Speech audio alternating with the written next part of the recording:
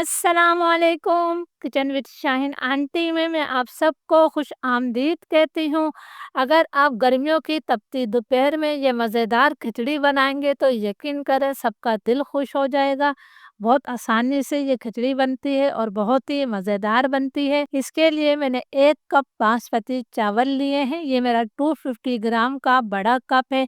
आपके घर में जो भी चावल इस्तेमाल होते हैं आप वो चावल ले सकते हैं। चावलों को मैंने बाउल में डाल दिया है। इसी कप से नाप कर मैंने 1 कप अरहर की दाल ली। इसे अच्छी तरह से साफ करने के बाद मैंने 1 डेढ़ घंटे पहले इसे भिगो दिया था। भीगने से दाल का साइज डबल हो जाता है और दाल बिल्कुल नरम हो जाती है। मैं आपको दिखाती हूँ कि भीगने से पहले अरहर की दाल कितनी छोटी छोटी सी थी और भीगने के बाद ये कितनी डबल हो गई है। अब हमने चावलों को जो है अच्छी तरह से 2 से 3 दफ़ा धो लेना है और इसे मैं आधे घंटे के लिए भिगो दूंगी। बहुत ही जायकेदार अरहर दाल की खिचड़ी बनाने के लिए मैंने आधा कप से थोड़ा कम तेल लिया है। तेल की जगह आप घी का इस्तेमाल भी कर सकते हैं। तेल को मैं गरम कर लेती हूँ। तेल गरम हो गया है तो अब मैं इसके अंदर 2 दरमियाने साइज की प्याज को बारीक स्लाइस करके शामिल कर रही हूँ। प्याज को हमने हल्का सा सुनहरा कलर आने तक फ्राई कर लेना है। बहुत कम मसालों से ये खिचड़ी तैयार होती है और बहुत ज्यादा जायकेदार बनती है। प्याज पर हल्का सुनहरा कलर आ गया है तो अब इसमें से मैं आधी प्याज को अच्छी तरह से दबाते हुए कि तेल वापस हमारी पतीली में जाए निकाल लेती हूँ। इस प्याज का इस्तेमाल हम बाद में करेंगे।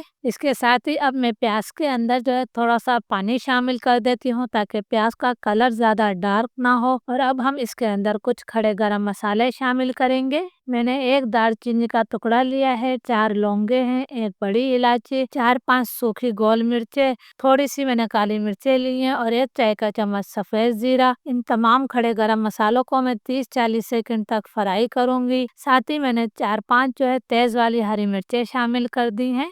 आप हरी मिर्चों को काट कर भी डाल सकते हैं। खड़े गरम मसालों को मैंने 40 सेकंड तक फ्राई कर लिया है तो अब मैं इसके अंदर दाल शामिल करूंगी। दाल का तमाम पानी मैंने निकाल दिया है। इस दाल को आपने खिचड़ी बनाने से पहले कम से कम 1 से डेढ़ घंटे लाजमी भिगोना है। इस तरह ये दाल बहुत नरम हो जाती है और आसानी से गल जाती है। यहाँ पर हमने दाल को जो है 2 से 3 मिनट तक अच्छी तरह से भून लेना है। अगर आप चाहते हैं कि आपकी खिचड़ी बहुत ज़्यादा जायकेदार बने और बहुत ज़्यादा सौंधी बने तो हमेशा दाल और चावल की मिकदार जो है बराबर लिया करें। जिस तरह मैंने 1 कप चावल और 1 कप ही मैंने दाल ली है। अगर आपको बहुत ज़्यादा खिली खिली खिचड़ी पसंद है तो फिर आपने चावल की मिकदार ज़्यादा रखनी है और दाल की मिकदार आपने आधी कर देनी है। यहाँ मैं दाल की 2-3 मिनट तक अच्छी तरह से भुनाई कर रही हूँ। दाल की मैंने 3-4 मिनट तक अच्छी तरह से भुनाई कर ली है। इस तरह हमारी खिचड़ी बहुत ज़्यादा जायकेदार बनेगी। आपने इसके अंदर अदरक, लहसुन या फिर टमाटरों का इस्तेमाल नहीं करना है। इसके बगैर ही ये खिचड़ी बहुत मज़े की बनती है। अब हम इसके अंदर पानी शामिल करेंगे। मैंने 1 कप दाल और 1 कप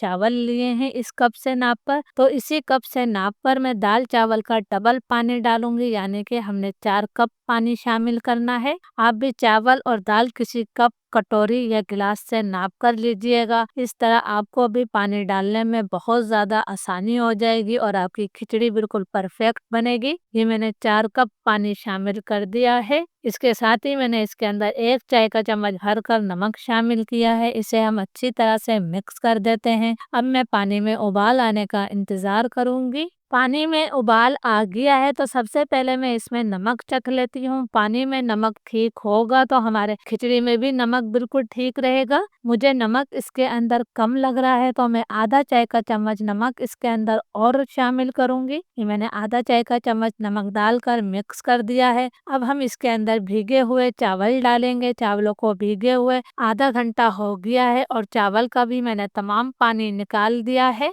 तमाम चावल मैंने डाल दिए हैं तो अब हम इसे हल्के हाथों से मिक्स कर लेते हैं। फ्लेम मैंने हाई कर दिया है। हाई फ्लेम पर मैं इसे ढककर 5 से 6 मिनट तक पका लेती हूँ ताकि इसका ज़्यादातर पानी खुश्क हो जाए। हाई फ्लेम पर चावलों को पकते हुए 5-6 मिनट हो गए हैं।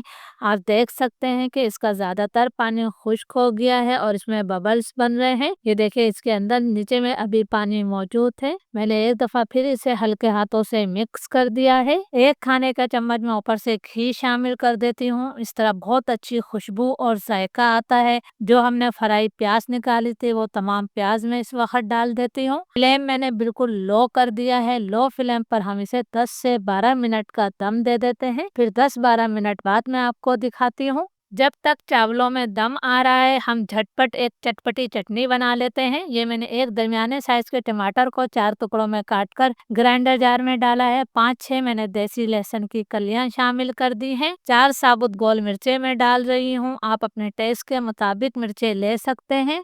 आधा चाय का चम्मच मैंने नमक शामिल किया है। आधा चाय का चम्मच ही मैंने सफ़ेद जीरा डाला है। 1 खाने के चम्मच के बराबर मैंने पानी डाल दिया है। अब मैं इसकी चटनी बनाकर लाती हूँ। हमारी झटपट चटखारेदार चटनी तैयार है जो खिचड़ी के जायके को कई गुना बढ़ा देगी। खिचड़ी को दम पर रखे हुए 10-12 मिनट हो गए हैं। माशाल्लाह बहुत ही प्यारी इसमें से खुशबू आ रही है। हमारी बहुत ही मज़ेदार झटपट से अरहर की दाल की खिचड़ी तैयार है। आप देख सकते हैं कि दाल भी बहुत अच्छी तरह से गल चुकी है। तो चलिए हम इसे सर्व कर लेते हैं। खिचड़ी को मैंने सर्विंग प्लेट में निकाल लिया है। इसके साथ आप ये चटखारेदार चटनी भी बनाइएगा। इजाज़त दीजिए। अल्लाह हाफिज़।